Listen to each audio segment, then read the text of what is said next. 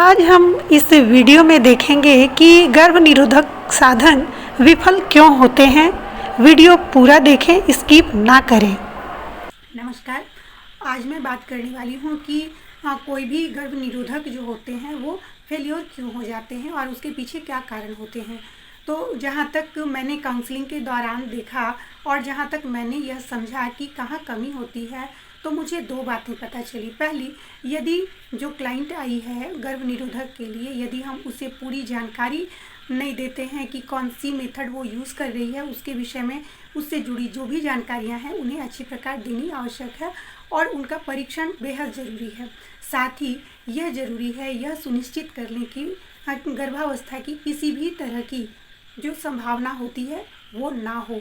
इसके लिए महिला का परीक्षण बेहद ज़रूरी होता है। कुछ आवश्यक जांच होते हैं जो कि करने होते हैं और उनके बिना कोई भी कंट्रासेप्टिव मेथड को यूज़ करना सही नहीं होता है। तो सबसे पहली बात कि महिला की जांच बहुत ही ज़रूरी है और अच्छी प्रकार से यह जांच कर लें, यह सुनिश्चित कर लें कि महिला गर्भवती नहीं है। यदि कोई भी लक्षण गर्भवती होने के दिखाई पड़ते हैं तो उस वक्त कंट्रासेप्टिव नहीं दिए जा सकते हैं।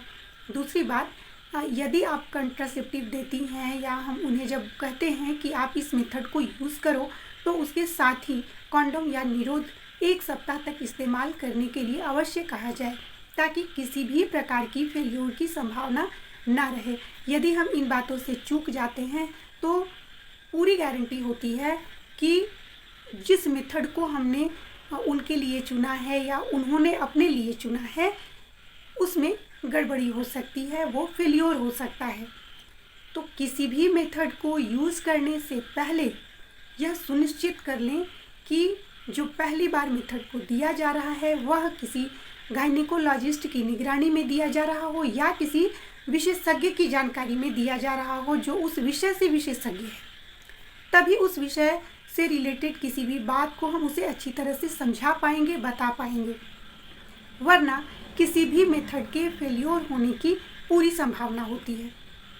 अब उदाहरण के तौर पर हम यदि किसी भी क्लाइंट को छाया, मालाइन इंजेक्शन या फिर आयुर्वेद लगाने की सलाह देते हैं और उसके बारे में यदि जानकारी हमें नहीं है ठीक से, तो ना तो हम उन्हें ठीक से बता पाएंगे और ना ही उनकी समस्याओं का समाधान कर पाएंगे। इसलिए ध्यान रखें कि जब भी किसी भी कंट्रासेप्टिव मेथड का यूज़ करें तो उसके बारे में अच्छी जानकारी रखें, विशेषज्ञ से सलाह लें या कोशिश करें कि पहली बार जब किसी भी मेथड को यूज़ करना है तो उसके लिए गायनिकोलॉजिस्ट से अवश्य मिले। इन सब बातों का यदि हम ख्याल रखते हैं तो किसी भी गर्भ निरोधक का फेल्योर होने की जो संभावना होती है वह बिल्कुल नहीं रहती। हम किसी भी विषय पर जब हम क्लाइंट के सामने बात करते हैं तो उसकी पूरी जानकारी हमें होनी चाहिए और परिवार नियोजन से जुड़ी हर जानकारी को जानना बेहद ही ज़रूरी है। इसके लिए यूट्यूब चैनल के प्लेलिस्ट में आप जाएं और प्लेलिस्ट में गर्भ निरोधक साधन के बारे में जितनी भी बातें बताई गई हैं उसे आप ध्यान से देखें, ध्यान से सुनें। उसके बाद भी यदि कुछ मन में शंकाएं होती हैं तो कमेंट बॉक्स में अवश्य लिखें, मैं उसे दूर करने की पूरी कोशिश करूंगी और पूरी कोशिश इस बात की कि क्लाइंट की मदद हो पाए, क्योंकि अच्छी जानकारी से ही हम जनसंख्या नियंत्रण में सफल हो सकते हैं। आज के लिए बस इतना ही। इंतज़ार करें मेरे अगले वीडियो का, और वीडियो ये अच्छा लगा है तो प्लीज़ इसे लाइक करें, कमेंट करें और अभी तक सब्सक्राइब नहीं किया है तो प्लीज़ सब्सक्राइब कर लें और इसके पहले जो भी बताए गए हैं उसे आप प्लेलिस्ट में जाकर अवश्य देखें।